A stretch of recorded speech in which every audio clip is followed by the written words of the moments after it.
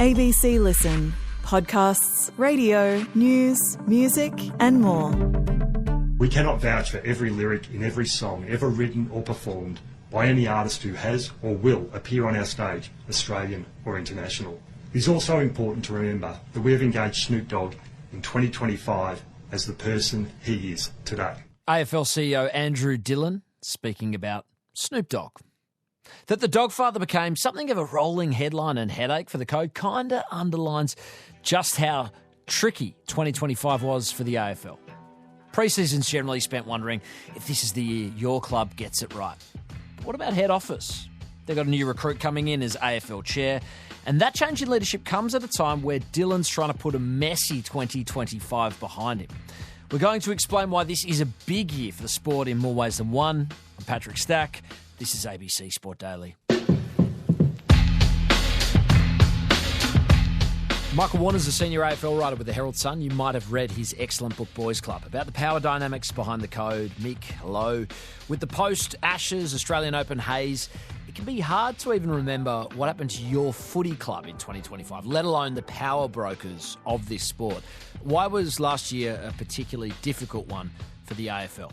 Well, mainly for me, covering the governance of football, we had this absolute farce of a nominations process to try and find a new chairman to replace Richard Goyder, who thankfully will be bidding farewell from the AFL after, I think he started as the AFL chairman in April 2017. He'd been on the board since 2013, the dark old days of the Essendon drug saga. He was basically forced out. He wanted to stay on, but the clubs made it clear that they wanted him to go. And if you remember, there was a lot of toing and froing just in the race to replace Richard Goyder. Now, Craig Drummond was ultimately anointed by the Commission. I would expect him to be approved by the clubs at the AGM in March. But interestingly, it's not the Commission's job to appoint commissioners. That's a sole right of the clubs. And so whilst, I think he will get it, the preference for a lot of clubs was actually for Jeff Brown, but so drawn out was the process. His camp, in the end, questioned the integrity of it. He walked away. Drummond's going to get it. I think the prevailing view is the clubs are willing to give Craig Drummond, who was a former president of Geelong, a chance to fix it. The question I have is, does he recognise the extent of the problems, or is it going to be more of the same? So I guess we'll find out. Let's dig into the extent of those problems. I mean, the man answering into him is Andrew Dillon, had a rough first full season in charge. What are going to be some of those challenges that Dillon and, by extension, Craig Drummond are trying to sort of alleviate in 26? Well, the football department, the football operations of the AFL was an absolute mess last year. And I'm not convinced that it's been completely fixed, but the mid-season recruitment of Greg Swan from the Brisbane Lions to basically head up football. Laura Kane was moved to the side. It's quite a bureaucracy there at the AFL. It might be harsh, but I think Kane should have been moved somewhere else or just left the organisation, and that Swan should have been given the reins to the full operations of football.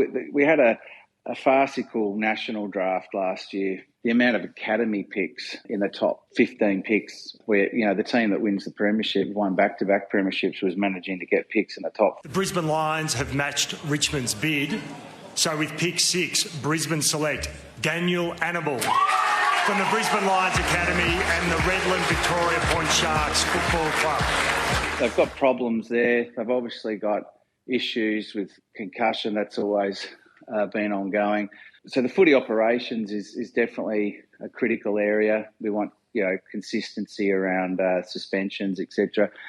They are easy to fix, really, just with some common sense. I think the bigger picture that Andrew Dillon's problems are is probably Peter V'landys and the NRL, who for a long time the AFL thought that they were miles ahead of the NRL, and they probably were. But that gap is closing significantly under V'landys and his very shrewd, certainly his fortification of the Sydney market. I love competition, and I think competition is a great thing. So it improves your performance, it improves what you do, but they don't see it that way. They see it as a threat. They see it, And it's just simply competition, compete. They've never had competition. And so to them it's foreign. So they don't know how to handle it. And all we're doing in both racing and rugby league, in my view, we're giving them competition. We're going to get better, we're going to get stronger, and we're going to take some of their fans. You know, it wasn't that long ago, if you remember, that the Sydney Swans was pulling the two biggest ever crowds outside of Victoria were games at Homebush Stadium about 20 years ago now. The AFL was really making massive inroads into that market, and that's the critical market for the TV money.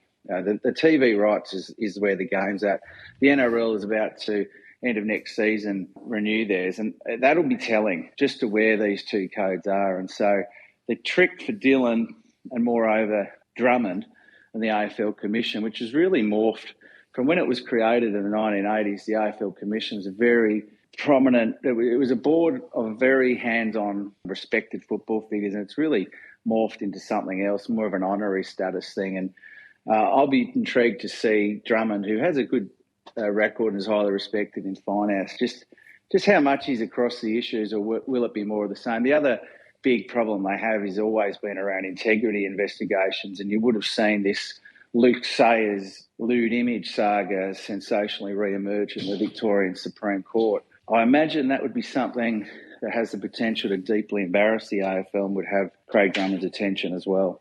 Last season had no shortage of challenges. I mean, we saw the Laura Kane struggles that you mentioned, Luke Sayers, as you just touched on, Isaac Rankin and the sort of homophobia scandal that prevailed out of Adelaide. There was the Snoop Dogg scenario, which was a rolling headline for the competition. He has spoken publicly about his past. He has changed, and today he's a grandfather, philanthropist, he helps rehabilitate youth, and he's a global entertainer who has performed at both the Super Bowl and the Olympic closing ceremony to audiences of more than 100 million people. I just wonder, can a relatively new chief executive in Andrew Dillon, regardless of his quite extensive history of success in previous roles, can he afford another year with as many challenges? No, I don't think he can. He's a bit of a deer in the headlights CEO. He was the AFL's general counsel, their top in-house lawyer for many years, and he was there through all of the handling of, you know, some of the big commercial deals, and also the integrity investigations that I talked about, such as the Essendon drug scandal, the Melbourne tanking thing. And he is respected within the clubs. The clubs wanted him to succeed. He's a decent bloke, but, you know, leadership takes a bit more than that. And right now, he doesn't seem up to the job. You know, it was interesting that he chose to fly out to India last week. Obviously, it's a market that the AFL sees some potential growth there. This weekend, the Australian Football National Championships of India will be played in Ranchi. So we will have teams from 11 states represented playing in our men's competition. And we'll also have 5 women's teams playing over the weekend. So we've got nearly 10,000 people playing Australian rules football, men and women, boys and girls playing across India. There's a couple of other issues that he's brought in. The commission signed off, but it's under him. This state of origin match in Perth, it's a joke. It's a pre-season match, and it's done in response to the NRL, whose state of origin is just an epic. Game, set, bingo! Queensland miracle! Why is anyone surprised?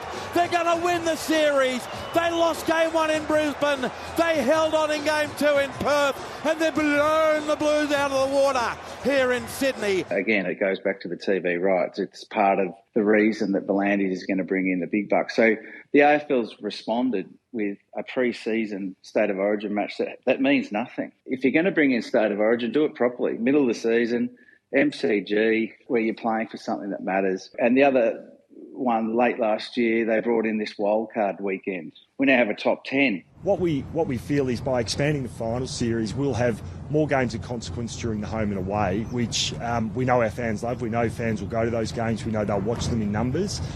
But what we also know is that, particularly the final series this year, where we had pretty much every game as close enough to a sellout, that our fans love finals games. So we think it provides opportunities and provides hope for our fans. So we're going to go for 25 weeks of a home and away season, and only 8 teams are going to miss out. There's always 1 or 2 who are always going to miss out that win 1 or 2 games. So These sort of decisions, that they reek of desperation to me. One, trying to give something to the broadcasters, but two, I just don't think that the fans are on board either of those concepts. And so that's why I thought there was a big push for Jeff Brown, because he was making noises that he was resolved to a major overhaul of head office. And I'm just not convinced that that's going to happen under the Drummond-Dillon dream team.